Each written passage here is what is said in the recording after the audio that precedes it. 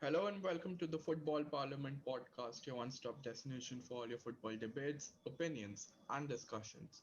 When you talk about the transfer market, one club that never goes without being mentioned is Chelsea FC. And after spending a ridiculous 222 million last summer, Chelsea are showing no signs of slowing down and are being linked with few of the biggest names in world football. Thus, today's video will be a Chelsea transfer roundup video. I've noticed that a lot of our subscribers are Chelsea fans, like myself and Chirag, my co host for the day. So, welcome, Chirag. Which transfer should we start with? Thank you, Palash. I'll just mention Roman Abramovich always goes into the transfer window thinking either he wants the only one or he wants the best one. He just wants the best player at every position we know. So talking about the best player in his position, the best wing back in the world right now, Ashraf Hakimi. That deal almost looks done for Chelsea. They have beaten PSG in the race to get his signature. I feel that it's a deal that is completed like 90% things are agreed. Player terms were never a problem. Player already agreed and Inter wanted to sell. What I can read from reliable sources, including Simon Phillips and many other reporters linked to Chelsea, is that they have submitted a bid of around 60 million plus a player swap option that Inter has chosen to be Marcus Alonso. So it will be a 60 million plus Marcus Alonso for uh, Hakimi, and Chelsea. He will be a Chelsea player soon. How do you take this? I mean, as you said, he's one of the best right wing backs in the world. We currently are playing a system with three centre backs and wing backs. Definitely, Hakimi will be a great addition, even if we decide to switch to a back four. That is where it might be an issue because Hakimi as a player is not defensively as a start. He can offer cover in the right wing position as well. But for now, the three at the back system is serving us well. We've got good competition over there. Reese, who can play at right centre back as well, he can rotate with Hakimi at right wing back. I still think that Hakimi is a superior player to Reese James, but it's great having, and he's only 22, not to forget. So, another very young player in the Chelsea squad, a squad which is already filled with young talents like Mason Mount, Kai Havertz, and so many more. So, yeah, it'll be a great addition. I think we should move on to Hakimi's ex teammate, with a transfer which is a lot more complicated than the Hakimi one. The Hakimi one seems a bit more done and dusted. This one, not so. It's Erling Haaland to Chelsea. Chirag, what are the latest news on Haaland to Chelsea?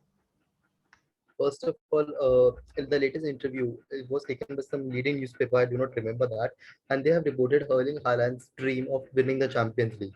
In this scenario, which is the one team you can bet on winning the Champions League? That is obviously the favorites who already have won this year. That is Chelsea. No other team can fund him right now. And also, there has been news that has been reported by Simon Phillips, that has been retweeted by Simon Phillips, not personally given up by Simon Phillips, and that is that Chelsea have agreed personal terms with Haaland. We all know how complicated personal terms would have been considering Raiola.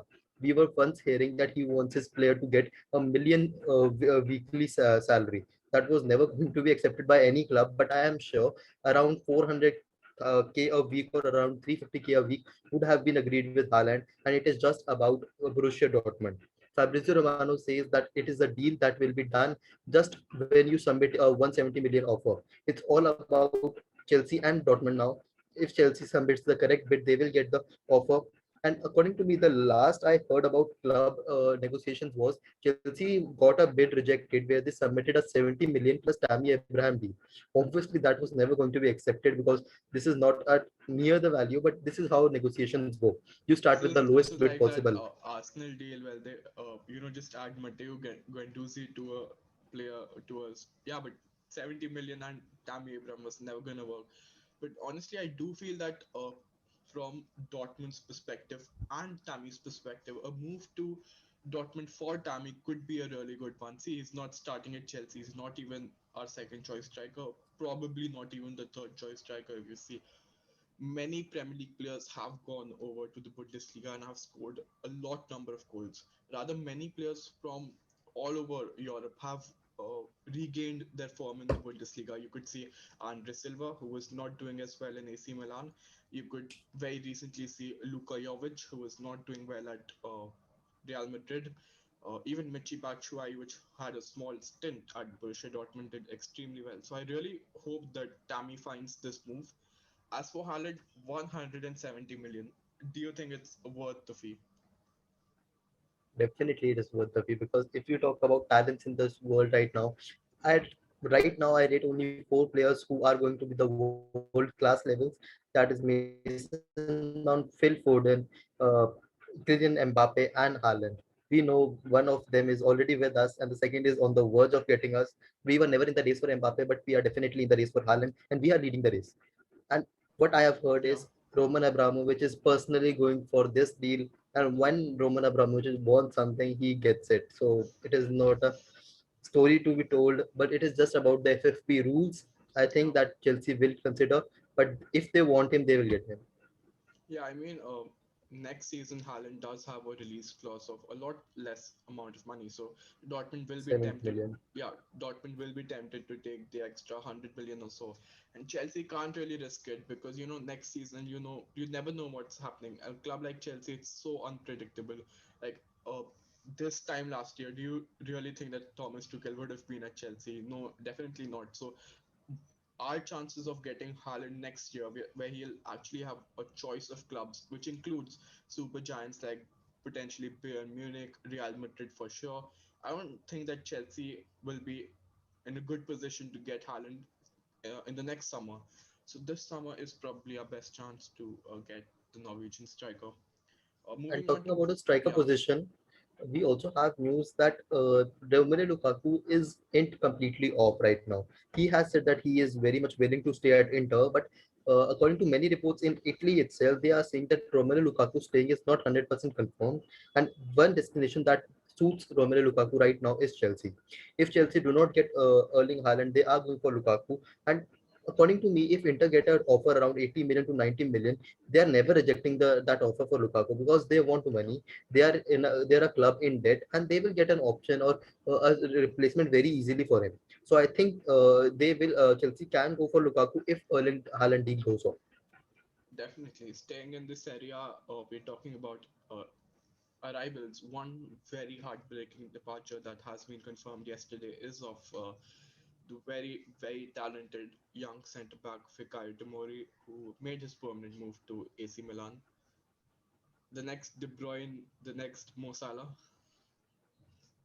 See, potentially, but the only problem that it was that Mo Salah and De Bruyne got the best of the management. They got the best what they could ever had.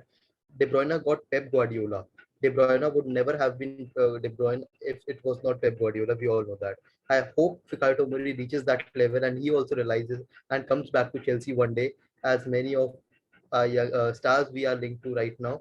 I really hope that it happens, but definitely that guy has a lot of potential and a lot of ability in himself to prove the world wrong.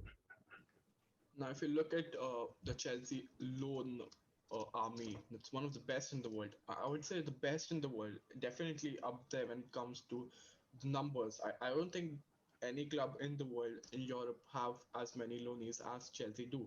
And not just normal loanees in the championship. Some of these have high potentials and really good players.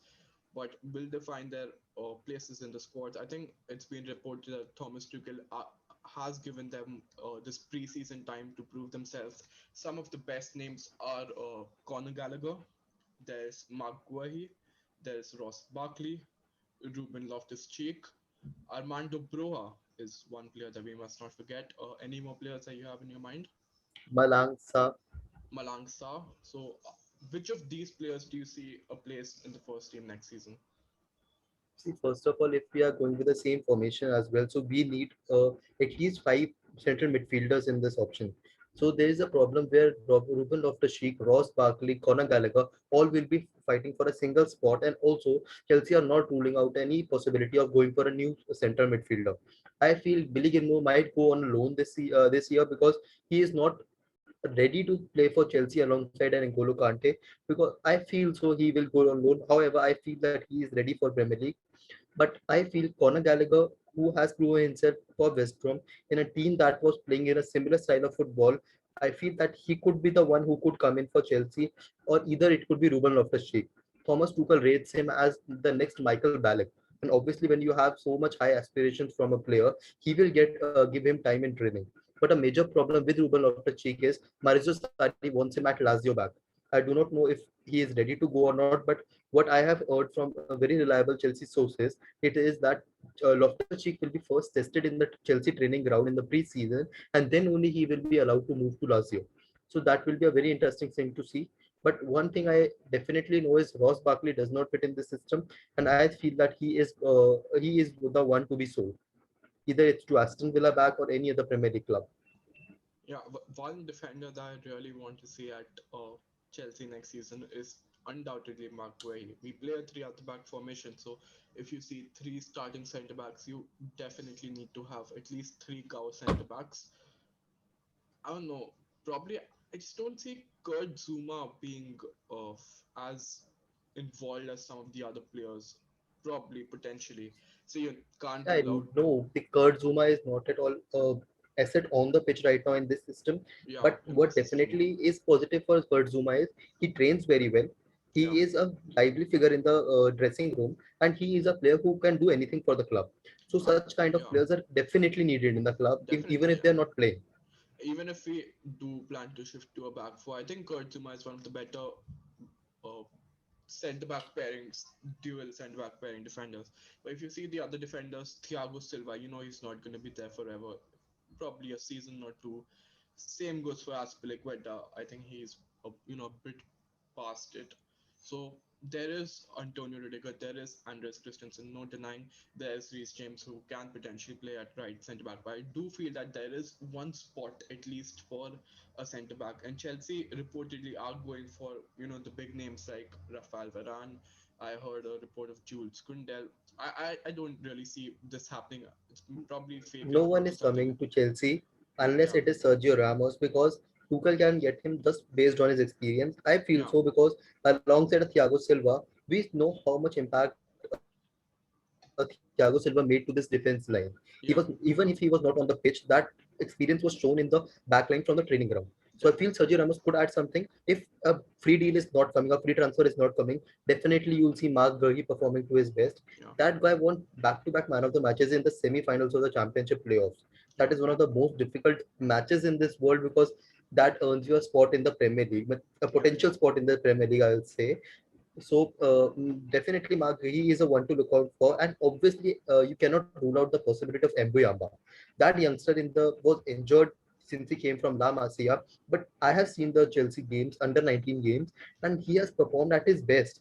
Game he came on as a substitute, he scored a goal from the header. Then he came on in a 60-minute match and for 60 minutes in a match and played at his best. He was looking as a complete replacement for Thiago Silva, according to me. So definitely. Even if I not saw this year, then next year. I saw Mbuyamba play, and one thing that really stood out was how calm he was on the ball. Whenever he received the ball, he always looked very composed. I just saw so many good and accurate long balls.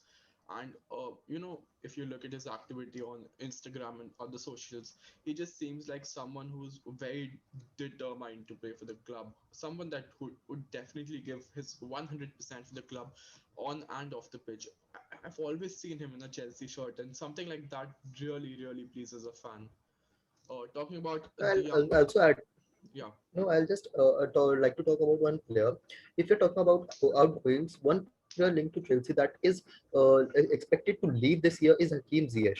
To be honest, every Chelsea fan is biased on this one. They have their own likings in this one. We have a divided fan base.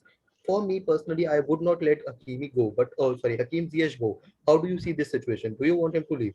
Hakim Ziyech is a situation where you said that it's divided, but I think majority of the Chelsea fans right now want Ziyech out. I think something around 80% of the Chelsea fans have turned their backs against Ziyech. You could say that Ziyech has been the most disappointing of all our signings, but Ziyech, his technical ability, his natural talent, the stuff that he can do on the ball, the sheer magic that he can produce, I think it's second to none in this Chelsea squad. yes, I do feel that Ziyech is our most talented player. It's just that he's not gone the performances right. I don't necessarily think that Thomas Tuchel's system has where there's not an exact winger. There are two sided camps. So I don't think that this system has exactly favored Ziyech a lot. But then at a club like Chelsea, the systems keep changing, the managers keep changing. I'll Palash, if you could allow me to put in some reasons why I feel Ziyech should be at Chelsea. Yeah, See, I did pen out some points or jot down some points for the same. See, first of all, what I feel for Ziyech is, uh, first we are hearing that Tuchel might change the system, even if it is not going to the back four. Still, Chelsea might be changing a system in the attacking front because we know we are not getting the goals that we require to win the league. Any team who is willing to win the league requires a lot number of goals. See, so I will feel that first of all, if you talk about City this year, they have n number of attacking talents in their squad this year. Sterling, Aguero, Mahrez, Gabriel Jesus, Foden, Ferran Torres. You can just name n number of players. So this will never be a problem in a season where Chelsea has to play a lot number of games. I think Chelsea will play more than 60 games this year yeah, if we are to reach a long way ahead in the Champions League, because we have to play FIFA Club World Cup, we have to play the extra Super League game, we have to play a number of extra games this year. So I feel no one in this world has a that left foot obviously allows an extra attacking attribute to Chelsea's team. If a number 9 is coming to Chelsea were not attacking through wings because we did not have a number 9 to finish this year. So when a number 9 comes in, and you need a player who can put in crosses, who can put in inch perfect balls in the league. So I feel it will be Hakimi who could help in this situation. Also, Chelsea's taking shots outside the box was highly criticized by a lot of players because no one was there making an effort to put in Hakim Ziyech. And problems with where the fans are having problem is that we already have a number of wingers in Christian Pulisic, Hudson Odoi, to back up to your Timo Werners, your Mason Mounts, your Kai Havertz. We have a lot of players according to them. But what I feel right now is Chelsea do not have a backup to Mason Mount. Even if Mason Mount has to rest in some games, we do not have a number 10 proper because Kai Havertz for me is more of a striker right now, not as a number 10 who could link up between the midfield and the attacking positions. So I feel it will be Hakim Ziyech who could. yeah. I do agree with you on this one. Is my voice clear over here? Yeah, your voice is clear. I think your video is having some issues. Yeah, I think it does. There seemingly are internet issues. Nevertheless, do we have any other topics to discuss, Chirag? Oh, I'll just ask you about Livramento. Many Chelsea fans are worried about Livramento because that guy is not having will not get enough play time if Kimi comes in, and he has been Chelsea's Young Player of the Year this season. What do you think his future will be at Chelsea? I mean, Livramento is a player that I've been seeing. Uh, I've seen a lot of Chelsea under PL2 or whatever it's called this season, and Livramento is one player that has extremely impressed me. I do see a Tariq Lamptey situation here with Livramento. I really think that he has got the class, he's got the potential, he's got the ability to make it uh, into the first team. Not as of yet, but in 2 to 3 years' time. But then Hakimi also is a young fullback. We are signing him for a good amount of fee. So definitely it will hamper the growth of Florentino Livramento. But that is how it is. I don't think uh, there's anything that we can do about it. Yeah, so I definitely feel Livramento could be a backup to the left back option as well because Livramento, we are seeing Emerson and Marcos Alonso both are leaving. Ben Chilwell is very good at the left wing position, left wing back position. If we want some other player, Livramento can also play as a left wing back. So I feel he could be a backup to left to Ben Chilwell and also Hakimi, who can also fill up the left wing back position. Yeah. Right then, I think that's all we have Yeah. got to discuss on this Chelsea transfer roundup episode. There's always so much transfer related to Chelsea, and with this, I can definitely see Chelsea building a very good squad next season, not just a very good starting 11. Something like Edward Mendy in goal, Rudiger, Thiago Silva, Reece James in defense, Ben Chilwell, and Hakimi as the wing backs. Potentially I wouldn't rule out Declan Rice as one DM along with Kante, but even if not, Jorginho, who's still class. Then Kai Havertz, you've got Timo Werner, you've definitely got Mason Mount and Erling Haaland. This is a team that can definitely win the Premier League and retain the Champions League. What will happen, we shall see. But that is it for today's video. Thank you for listening till the end. For more football content, top quality football content, keep listening to the Football Parliament podcast. Thank you.